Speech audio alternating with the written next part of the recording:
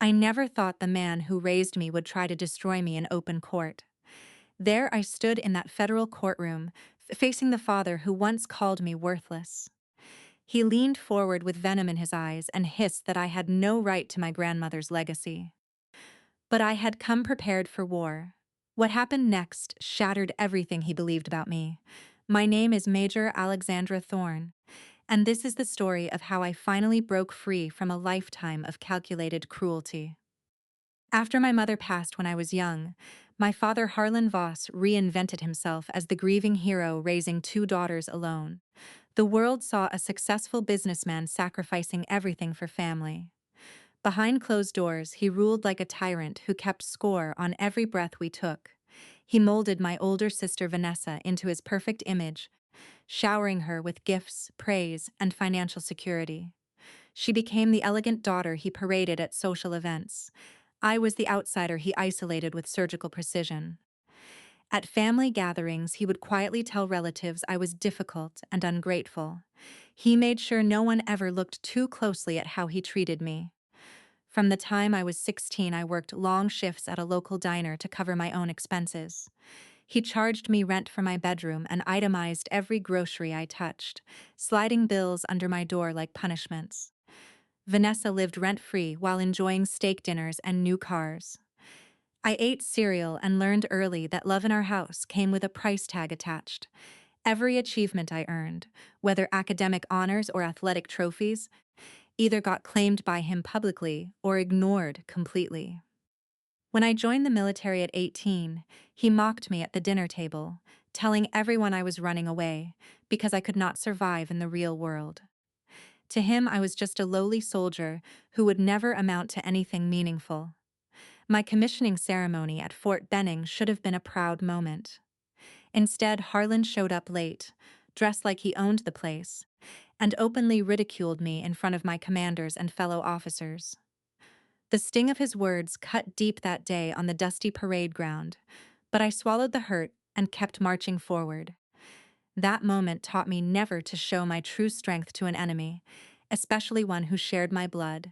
The only person who truly saw me was my grandmother Evelyn. She lived on a beautiful estate away from Harlan's influence and recognized the quiet resilience I carried. During my first deployment, when the world felt like it was closing in, she sent a simple encrypted message that kept me going. "You are ready. Come back home." Those words became my lifeline through the hardest times. After years of service, I earned my place as a major in the JAG Corps, prosecuting complex federal cases. Evelyn passed shortly after one of my promotions. In her lawyer's office, we learned she had left the entire estate solely to me. Harlan received only a token amount, a deliberate message that she saw through his mask. The room fell silent as the truth settled over us like a heavy blanket. Harlan did not explode. He simply smiled that cold, dangerous smile and promised we would see what happened next. True to his word, he launched an all-out assault. He hired an aggressive local attorney and claimed I had manipulated my grandmother using military tactics while she suffered from cognitive decline. They even pulled Vanessa into the scheme, promising her continued support if she testified against me. The betrayal ran deeper than the lawsuit. Anonymous letters reached my base commander accusing me of elder abuse and financial exploitation. My security clearance was suspended. I was escorted from briefings while colleagues looked away. My office door was locked and my cases reassigned. The career I had built through blood and discipline hung by a thread. Harlan wanted me broken before we ever reached the courtroom. 3 months before the hearing, I attended Vanessa's daughter's birthday party knowing it was a trap. Harlan cornered me in the kitchen, wearing a hidden recording device, and demanded I sign over the property or face total ruin. I kept my voice steady and addressed him formally as Mr. Voss, stripping away any claim to fatherly respect. Then I walked out without giving him the reaction he craved. On the morning of the trial, I entered the courthouse, carrying years of carefully gathered evidence in a single briefcase. Judge Miriam Langford took the bench with her reputation for cutting through theatrics. Harlan and his lawyer looked confident, certain they would walk away with everything. Their opening moves were brutal.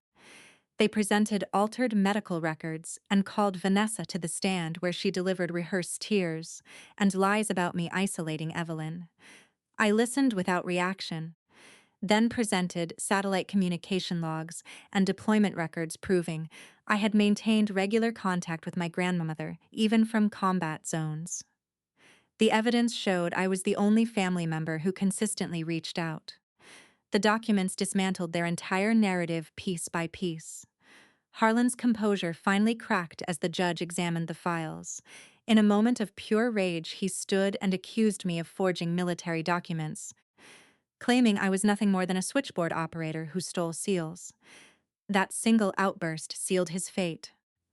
I calmly submitted one final folder containing my official military credentials and authorization codes, bearing the highest Department of Defense seals.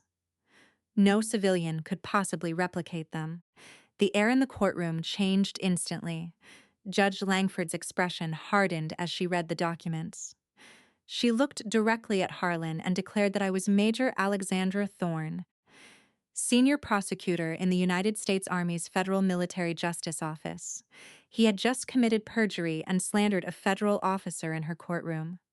The words landed like hammer blows. Harlan's face drained of color. His lawyer scrambled backward, realizing the case had collapsed. The judge dismissed all claims with prejudice and announced she would forward the transcript for perjury review. I read Evelyn's personal letter into the record, her final words explaining exactly why she had chosen me to protect the family legacy. The courtroom fell into stunned silence. After the gavel fell, I walked out with my head high. Harlan tried one last desperate plea, asking why I never told him my true rank.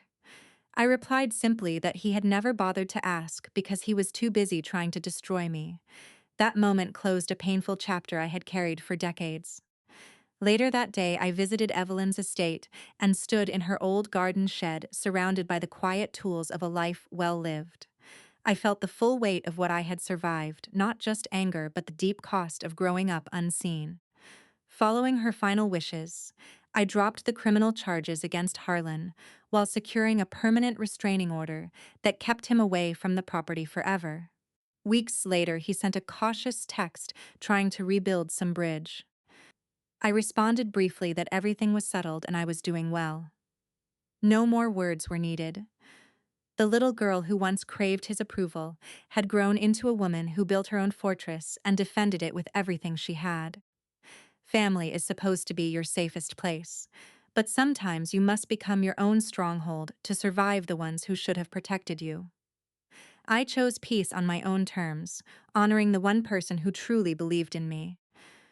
Your peace is worth fighting for, no matter the battlefield. If this story touched something deep inside you, please take a moment to like the video and subscribe for more real stories of resilience and justice. Drop a comment and let me know where you are watching from. Your support means everything.